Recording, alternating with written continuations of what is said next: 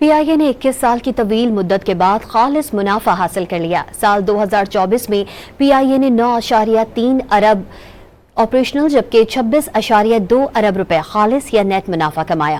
پی آئی اے کا operating margin 12% سے زیادہ رہا، جو دنیا کی کسی بھی بہترین ایئر لائن کی پرفارمنس کے ہم پلہ ہے۔ پی آئی اے کے بورڈ آف ڈائریکٹرز نے قومی ایئر لائن کے سال 2024 کے سالانہ نتائج کی منظوری دے دی۔ قومی ایئر لائن نے آخری منافع سال 2003 میں حاصل کیا تھا، جس کے بعد 2 دہائیوں تک وہ خسارے سے دوچار رہی۔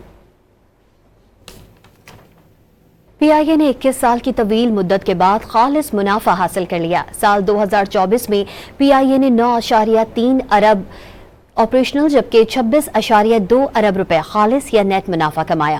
پی آئی اے کا آپریٹنگ مارجن 12% سے زیادہ رہا، جو دنیا کی کسی بھی بہترین ایئر لائن کی پرفارمنس کے ہم پلہ ہے۔ پی آئی اے کے بورڈ آف ڈائریکٹرز نے قومی ایئر لائن کے سال 2024 کے سالانہ نتائج کی منظوری دے دی۔